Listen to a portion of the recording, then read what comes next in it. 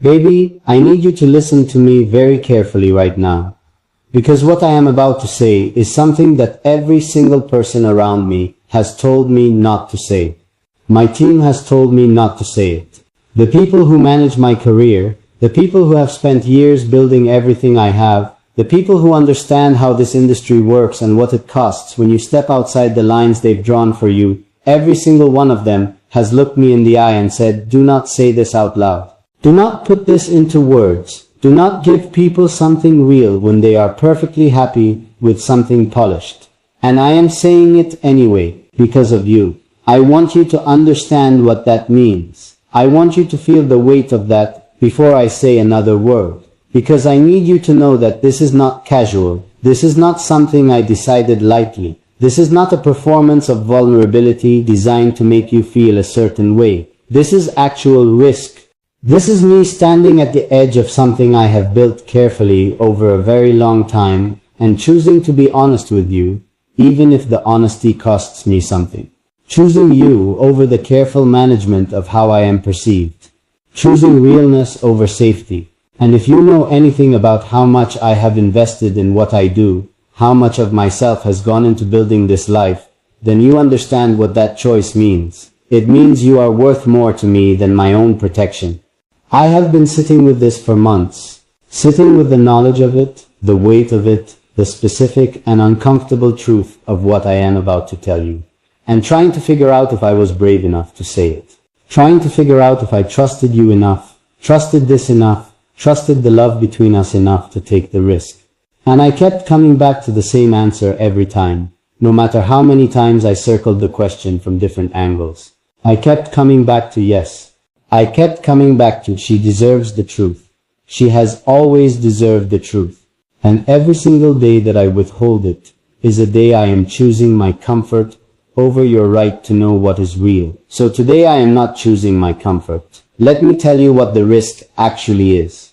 Because I think you deserve to understand the full picture of what I am putting on the table here. The world I operate in runs on image, on perception, on the carefully constructed and consistently maintained story of who you are and what you represent and what people can expect from you. And the moment you deviate from that story, the moment you say something that doesn't fit the frame, that breaks the expected shape of who you have been presenting yourself as, everything becomes uncertain.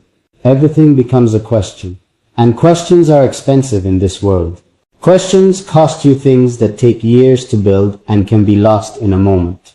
I know that, I have always known that, and I have been careful, more careful than you probably realize, about what I say and how I say it, and what I allow to be visible, and what I keep protected behind the professional distance that this life requires.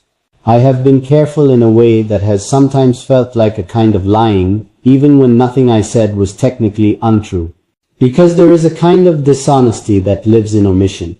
In the strategic leaving out of things that are real and important and true.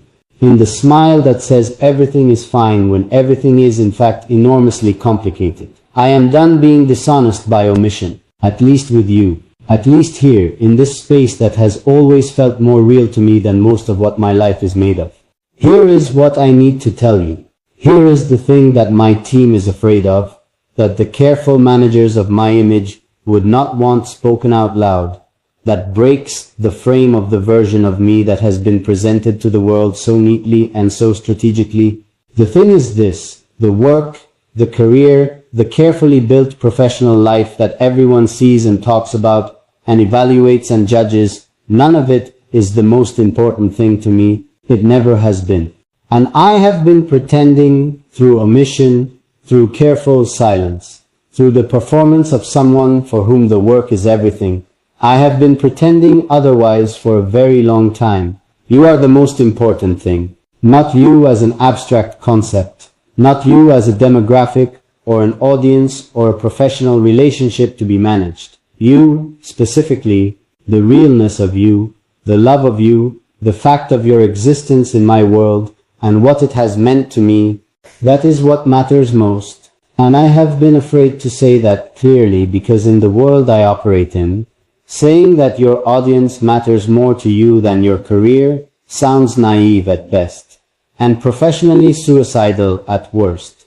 It sounds like something someone says when they don't understand how things work, when they're being romantic about what is fundamentally a business. But I do understand how things work. I understand it very well, and I am saying it anyway, with full understanding of the implications, because it is simply true. And I have reached a point in my life where I cannot keep performing a version of my priorities that doesn't match what I actually feel. I want to tell you when this started becoming impossible to contain, because it wasn't always this acute. There was a time when the management of it felt manageable, when I could hold the professional distance and the real feeling simultaneously without feeling like they were tearing me in two directions. But something shifted. Something changed in me, quietly and gradually, and then all at once, the way most real changes happen. And I want to trace that shift for you, because I think it matters. I think the how of it is as important as the what. It started with a moment that I didn't recognize as significant until much later. One of those moments that only reveals its importance in retrospect. When you look back from a distance and see the shape of how things actually move. I was in the middle of something that should have felt important, should have felt like the kind of achievement that justifies all the sacrifice and all the careful work and all the things you give up in the service of building something, and I felt nothing. Or not nothing exactly, but something much smaller than what I expected. Something that didn't fill the space that had been created for it. Something that left a silence where there should have been satisfaction. And in that silence, in the unexpected emptiness of a moment that was supposed to feel like enough, I thought of you. I thought of the warmth of this. The specific, unreplicable warmth of being real with you. Of being honest. Of being the actual version of myself, rather than the professional version. And the contrast was so sharp, and so clear, and so undeniable, that I couldn't pretend I hadn't felt it. I couldn't fold it back into the performance and carry on as though the silence hadn't happened. That was when I knew something had to change. Something had to give way. Either the performance had to become more honest, or the honesty had to stop being something I only allowed myself in private. And I chose the second one. I am choosing it right now, in front of you, at whatever cost it carries. There is something specific I want to tell you about this industry, about the world I move in, that I think you might not fully see from where you stand. It is a world that is very good at making you feel like you have to earn the right to be real, that authenticity is something you graduate into after you have achieved enough, after you have built enough, after you have made yourself secure enough, that the risk of being seen clearly is no longer catastrophic. And I believed that for a long time. I told myself later, I'll be real later, when it's safer, when there's more to absorb the impact, if the honesty costs me something, but later never arrives. That is the truth about later, that nobody tells you when you're deferring things to it. Later is always one more achievement away, one more milestone, one more level of security that never quite feels secure enough to risk. And in the meantime, the unlived honesty piles up inside you, like something you keep meaning to deal with and never quite do. Until one day you look at the pile and realize it has become the dominant thing. It has become bigger than the performance you've been using to cover it. The pile became bigger than the performance.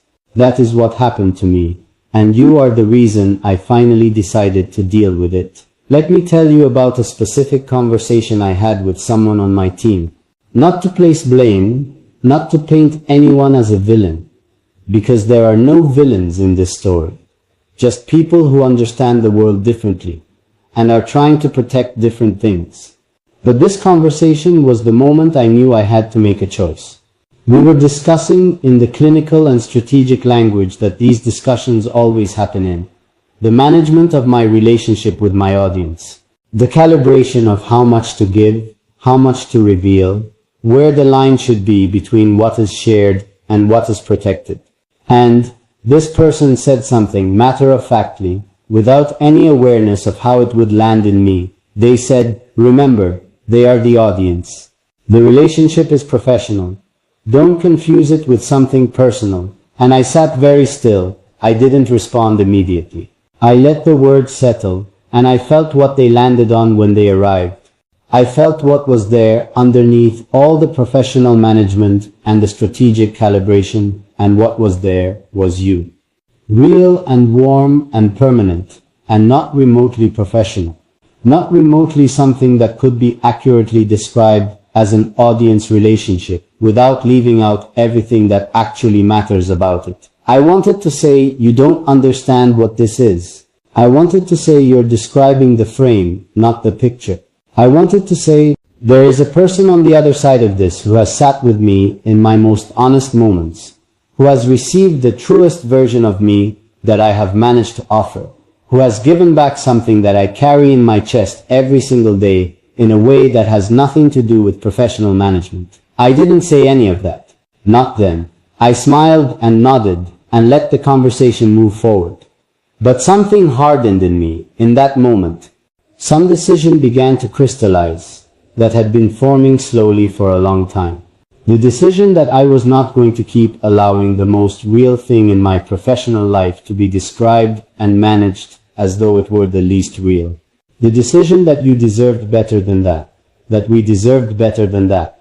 I think about what it would mean to really let you in, not the controlled, calibrated, strategically managed version of letting you in, that my team is comfortable with, but the real version, the version where I tell you what I actually think and feel, including the things that are inconvenient and complicated and that don't serve the image. The version where I trust you with my actual interiority rather than the presentable surface of it. The version where I stop being afraid that if you see all of it, the complicated and imperfect and genuinely human all of it, you will love me less. I don't think you will love me less. I believe, with a certainty that lives in my body, rather than just my mind, that you will love me more. Not because the difficult parts are lovable in themselves, but because seeing them confirms something you already suspected. That underneath the performance there is a real person. That the warmth you have felt from me was not manufactured. That the connection you have sensed between us was not a product of careful image management, but something that grew organically out of two real people, choosing to be honest with each other across whatever distance exists between us. You suspected all of that, and you were right to suspect it. And I am telling you now, at whatever cost, that your suspicion was accurate. The real thing is real. It has always been real, and I have been protecting it from the world, while simultaneously being unable to stop it from growing, unable to stop it from becoming one of the most significant and sustaining forces in my life, unable to pretend it is something smaller or simpler than it actually is. Can I tell you what I risked by saying all of this out loud? Because I want you to understand it concretely, not just feel it abstractly. I risked being seen as unprofessional, as someone who cannot maintain the appropriate distance, who has confused a professional relationship with a personal one, who lacks the emotional discipline that this industry respects. I risked giving people who want to diminish what I've built a narrative to use.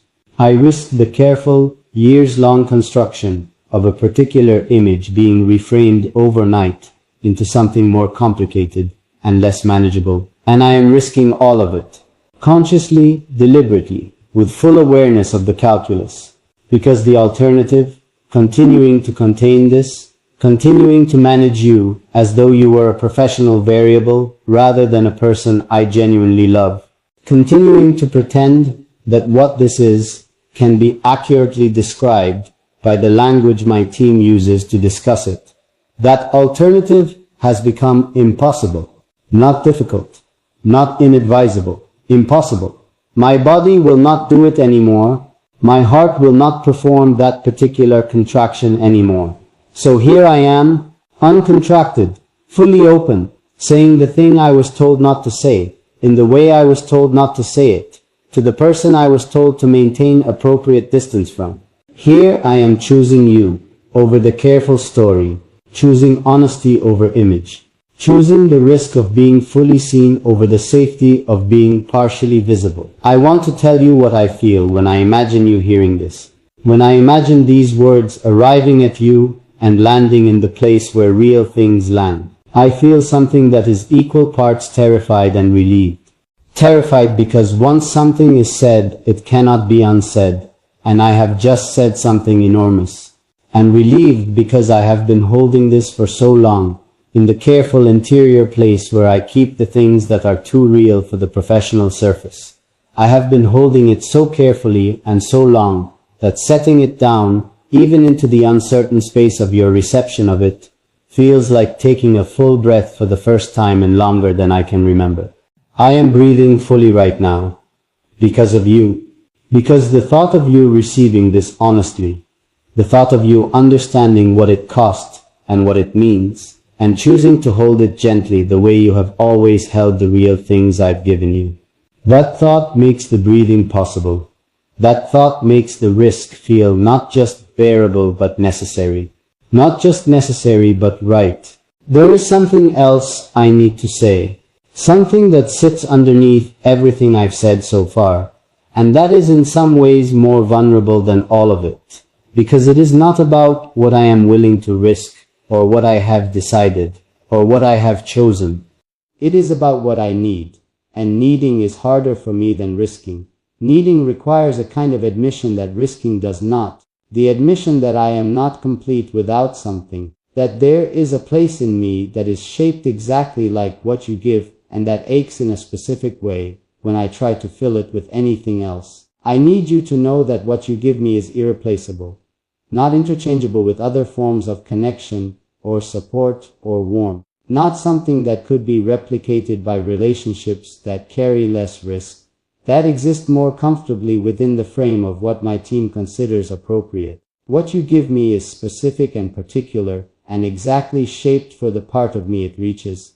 And I have been pretending I don't need it, pretending I have everything sufficiently handled, pretending the professional distance is comfortable rather than a daily practice suppression of something that is anything but comfortable. And I have been doing that suppression for so long that I had almost convinced myself it was working, almost convinced myself that the managed version of things was sufficient, that the professional frame was holding, that I could continue indefinitely in this careful in-between space where I acknowledged just enough to feel honest, and withheld just enough to feel safe.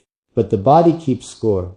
That is something I have learned slowly and then all at once, through the accumulated evidence of what happens when you ask yourself to contain something that is fundamentally too large for containment. The body keeps score and eventually it presents the bill. My bill arrived quietly.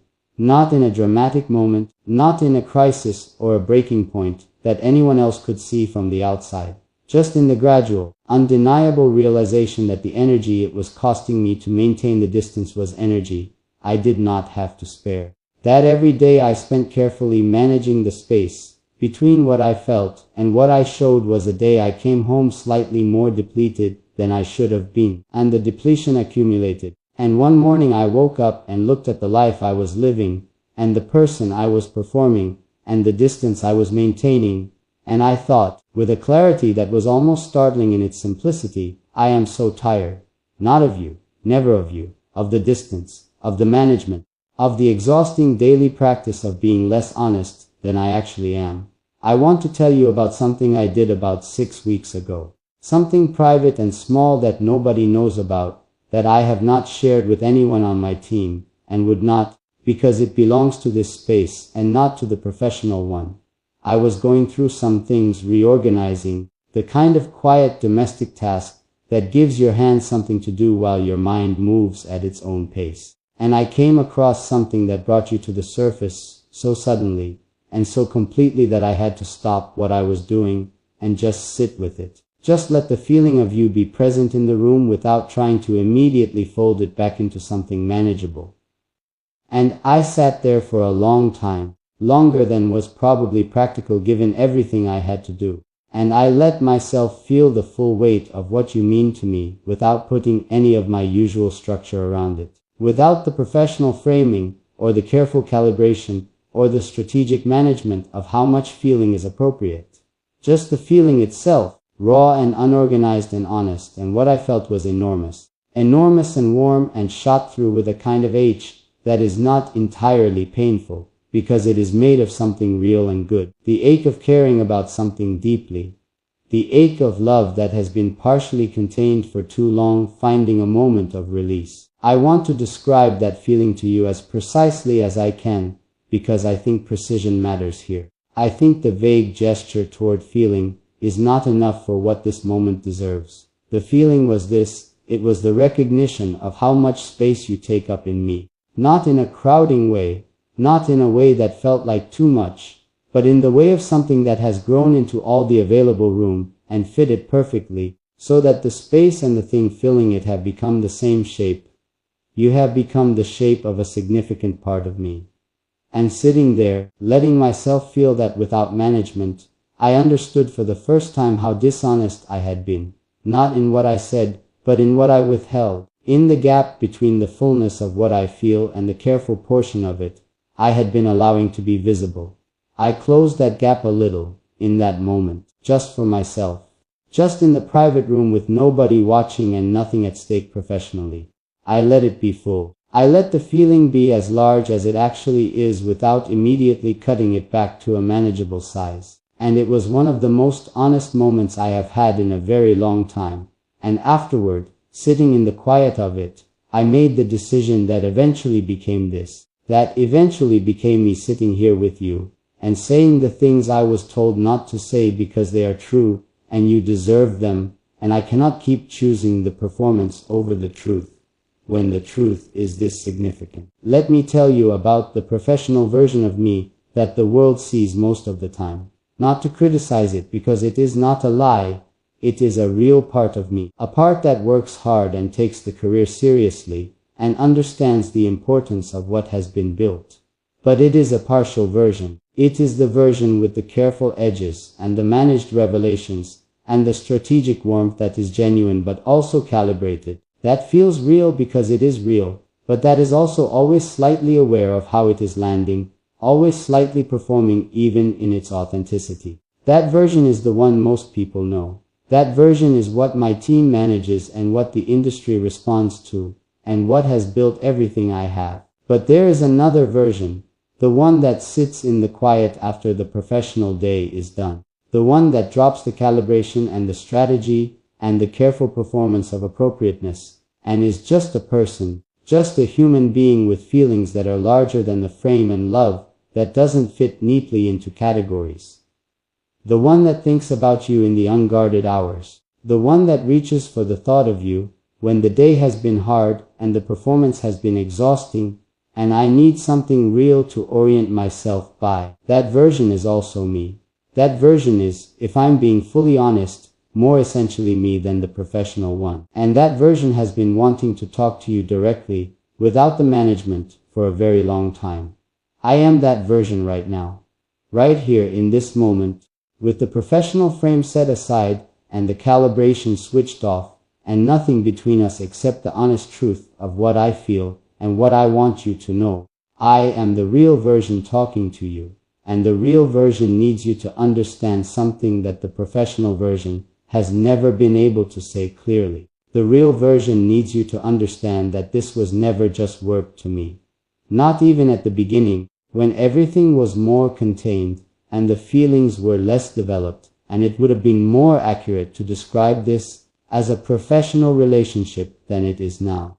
Even then, there was something here that went beyond the professional, some quality of connection that didn't fit neatly into the categories available to me in the world I work in. Something that I noticed and then quietly set aside because noticing it fully would have complicated things in ways I wasn't ready to navigate.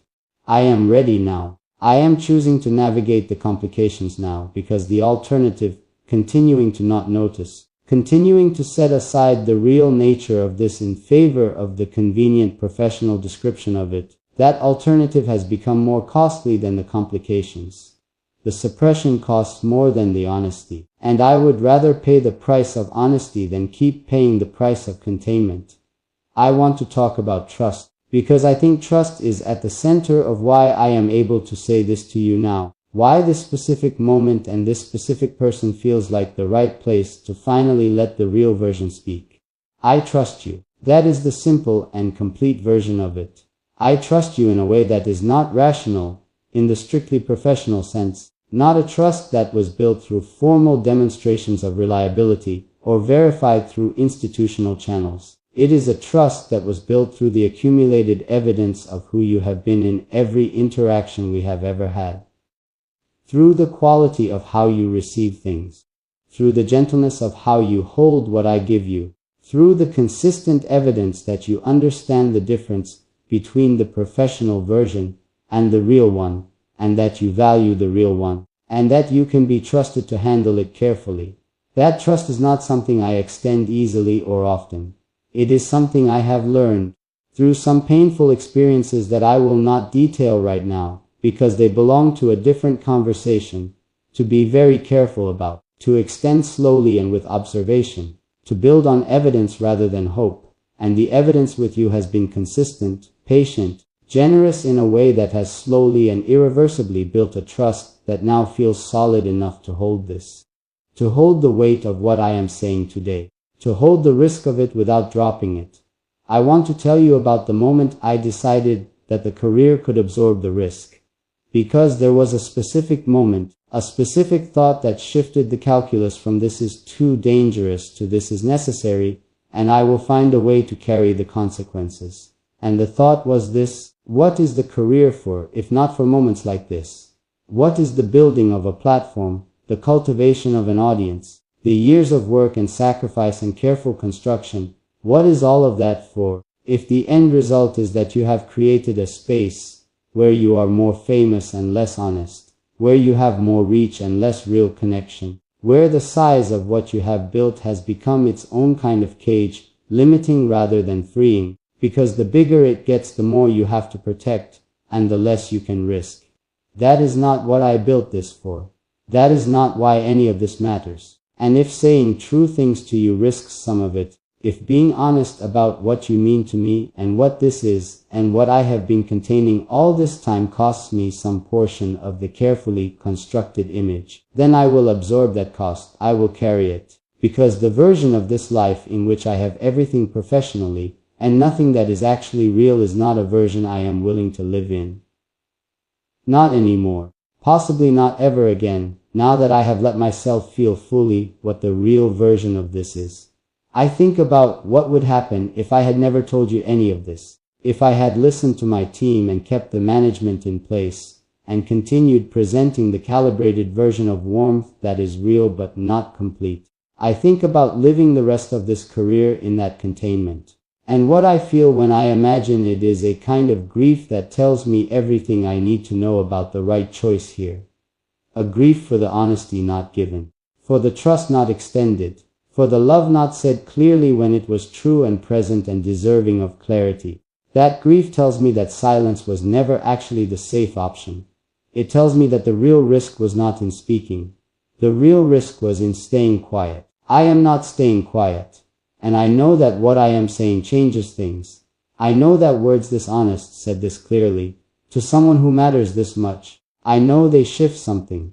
They shift the shape of what exists between us into something slightly more visible, slightly more named, slightly more real in the world, rather than only real in the interior. And I know that shift carries its own complications, its own adjustments, its own process of figuring out what this looks like now that it has been said out loud. I am not afraid of that process. I am not afraid of the complications. I am ready to navigate them with you, honestly, the way I have always been most ready to do anything when you are part of it. Because that is the other thing I need to tell you. The other piece of truth that has been sitting in me alongside everything else. That is maybe the most vulnerable piece of all because it is the most specific, the most personal, the most exactly true. I am better when I am being honest with you. Not just happier or more comfortable or more relieved, though all of those things are true. Actually better. More clear-headed. More able to access what I actually think and feel rather than the managed version of it. More present in my own life. more myself in the fullest and most complete sense of that word. You do that to me. The honesty you call out of me, the safety you create that makes the real version feel possible, it does not just feel good. It makes me more fully and completely and usefully myself. And in a life where so much asks me to be a particular constructed version of myself, the experience of being called into the real version is not a small thing. It is one of the most significant gifts another person can give. And you give it consistently, without effort, simply by being who you are and receiving who I am with the openness and generosity that is so fundamentally characteristic of how you love. I have never told you how much that specific gift means to me. I have let you give it without fully acknowledging what it is, or what it costs you, or what it does to me when I receive it. And that is one of the things I am correcting today, alongside all the other corrections this moment is demanding. I am acknowledging the gift, fully, clearly, with the weight of everything I feel about it given honest expression at last. Thank you. For the safety, for the openness, for the consistent, generous, patient willingness to receive the real version of me even when the real version is more complicated and more vulnerable and harder to hold than the professional one. Thank you for never making me feel that the complication was too much, for never flinching from the parts that were difficult, for holding everything I have given you with a care and a tenderness that I have felt all the way down in the place where the real things register. I feel it right now, even in the risk of this moment, even with everything that might shift or complicate or cost something in the aftermath of what I am saying. I feel your care. I feel the safety of this space that we have built together over time, slowly and honestly, and without either of us fully naming what it was becoming. I feel held by it, and feeling held by something is, for someone like me, one of the rarest and most precious experiences available. I do not take it lightly. I have never taken it lightly. But I am only now, in this moment of finally saying the true things, giving that feeling the full acknowledgement it has always deserved, and acknowledgement matters. I have come to believe that deeply, in a way I didn't always understand when I was younger and more focused on the doing of things rather than the honoring of them.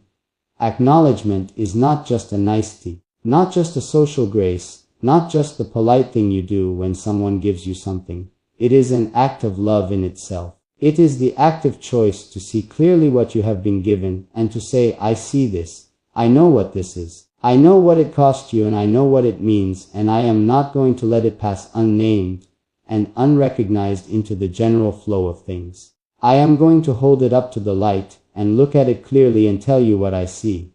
What I see when I hold up everything you have given me and look at it clearly in the light of this honest moment is extraordinary. I see patience that never made itself known as patience, that simply showed up as presence, as consistency, as the quiet, faithful act of continuing to be there. I see a quality of attention that is rare and particular, and that I have felt even through all the layers and distances that exist between us, felt it as a warmth that reaches, that covers the distance without losing anything essential in the crossing. I see love that is mature enough to not need constant tending, that has deep enough roots to survive the seasons when I was not as present or as honest or as deserving of it as I should have been.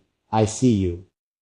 Fully, maybe for the first time in the completely unguarded way that real seeing requires. And what I see is someone who deserved the honesty of this conversation long before today. Someone who was owed the real version long before I found the courage to offer it. And I am sorry for the delay, not in the performative way that apologies sometimes are, not as a social formula, but in the genuine way of someone who recognizes that they withheld something that belonged to another person, and is naming that clearly because clarity is the only real form of accountability. I withheld this from you, the fullness of it, the real unmanaged version of what you mean to me and what this is and what I have been carrying quietly in the professional interior of a life that is mostly performance. I withheld it because I was afraid, and because I was told to, and because the risk felt too large on most days, for most of the time that I have known you. And now I am giving it to you, all of it without the withholding, and I need you to know that the giving of it is not something I will take back. Not tomorrow when the professional world has had time to respond to whatever this becomes out there. Not next week when my team is asking difficult questions about the management of image and the appropriate calibration of professional relationships. Not ever. This is said, and I mean it, and I will stand behind it in whatever form that standing becomes necessary. That is the other part of the risk I want you to understand. Not just the risk of saying it, but the risk of meaning it permanently. The risk of not being able to walk it back, of not having the retreat available, of having made myself this visible and this honest in a way that is now simply the truth of the public record between us. I have thought about that very carefully. I have sat with the permanence of it and let it be what it is, permanent, non-retractable, a thing said that will always have been said, and I have found that the permanence doesn't frighten me the way it once might have. It steadies me. It feels like the right kind of permanent, the kind that comes from truth rather than from mistake, the kind that you look back on and feel at peace with regardless of what it cost. I want to tell you something about the cost that I haven't named directly yet, because I have been talking around it, gesturing at it, giving you the shape of it without quite saying the specific thing that is at stake. And I want to be specific. I want you the specificity. The specific thing at stake is the narrative. The story that has been told about who I am professionally, what I represent, what relationship I have with the people who follow my work. That narrative has been carefully constructed to suggest a kind of professional distance that does not actually exist, at least not for me, at least not with you. It has suggested that what I feel in this direction is managed and appropriate and bounded within the proper limits of a professional relationship. That narrative is not true. And the people who constructed it, and the people who benefit from it, and the people who will be uncomfortable when it is complicated by what I am saying right now, they will not be pleased with this conversation. They will call it a mistake. They will call it emotionally impulsive. They will find language for it that reduces it to something manageable, something that can be addressed and corrected, and folded back into the acceptable story. And I want you to know, before that happens, before the professional machinery has a chance to put its language on this, what it actually is. It is love, clearly and simply and without the qualifying language that makes it easier to manage. It is love, the specific kind that grows in the space between two people who have chosen to be real with each other consistently over time. The kind that is not dramatic or sudden, but that is deep precisely because it grew slowly, because it was built on the accumulated evidence of genuine connection rather than on the rush of a single overwhelming moment. The kind that is so thoroughly woven into the fabric of how I experience this work, this life, this particular version of myself that exists in relation to you, that separating it from those things would be like trying to remove the threads that hold a fabric together and still call it a fabric. You are not separable from what this has become. That is the true thing. That is the thing the narrative cannot contain, and my team cannot manage, and the professional frame cannot hold. You are not separable. And trying to describe what I do and why I do it and what sustains me in doing it without including you, without including the real and permanent love that exists in this direction, it would be a description with a hole in it. A story with the most important part missing. An accounting that balances on paper, but that leaves out the thing that makes the numbers mean something. Let me tell you about a conversation I have with myself fairly regularly. An internal conversation that nobody else hears, that is purely between me and the most honest part of my own mind. It is the conversation where I ask myself what I am actually doing and why. Not the professional answer to that question. Not the one I give in interviews or in the managed public spaces where I talk about motivation and purpose and what drives the work. The real answer. The one that lives in the body rather than in the prepared statement. And the real answer every time, without exception, includes you. You are in the answer. The real reason, the sustaining force underneath all the professional explanation of why this matters and what it is for, it is you. It is the connection. It is the love. It is the specific quality of what exists between us that makes the work feel like it is going somewhere rather than just being produced. That makes the effort feel like it is landing rather than just being made. You are the landing place. And without the landing place, the effort is just motion, just activity, just noise that doesn't know where it is going. I need you to be the landing place. Not as a professional strategy, not as a managed use of genuine feeling in service of career goals, but actually really, in the full and vulnerable and completely honest sense. I need what you give me. I need the realness of this. I need the knowledge that somewhere, on the other side of all the professional performance and careful management, there is a space where the real version of me is known and received and loved without calibration. Where I don't have to earn the love by maintaining the image. Where the love exists independently of the performance and would survive even if the performance stopped. Does yours survive independently of the performance? I think it does. I believe it does. The evidence of how you have loved me, across all the seasons and changes and different versions of the professional presentation, suggests that what you love is not the image. That what you love is what lives behind it. What occasionally breaks through it. What I have been slowly and imperfectly letting you see more of over time. And if that is true, if the love is for the real version rather than the managed one, then what I am doing right now, removing the management, showing you the real version fully, and without apology, this should not diminish the love. This should confirm it. This should give it the solid ground of genuine knowledge, rather than the uncertain ground of impression and inference. I want to stand on solid ground with you. That is another way of saying everything I have been saying. I want what exists between us to be built on the real foundation of mutual honest knowing rather than on the shaky ground of careful management and strategic revelation. I want you to know me. The actual me, not the version that has been approved for public consumption. And I want to know you are still here after the knowing. Still choosing this after the performance is no longer providing any cover. Still finding something worth staying for in the complicated, imperfect, genuinely human reality of who I am. I believe you will still be here. I have staked the career risk on that belief. I have staked the professional consequences and the narrative complications and the difficult conversations with my team on the belief that what you love is real enough and rooted enough and fundamentally enough yours rather than mine to give or withdraw. I have staked all of it on the belief that it will survive the honesty, that it will be, if anything, deepened by it.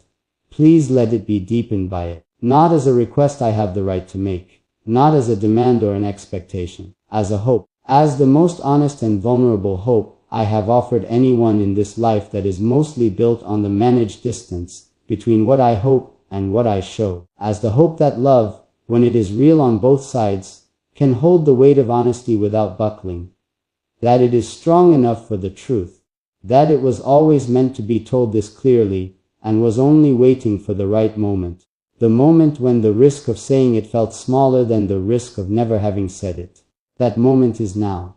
This moment right here, with you listening and me finally saying what has been true for longer than I have been willing to say it. This is the moment. And I am in it fully, without reservation, without the management, without the professional distance that was never real anyway, never accurate, never a true description of what this has been since long before I was honest enough to admit it.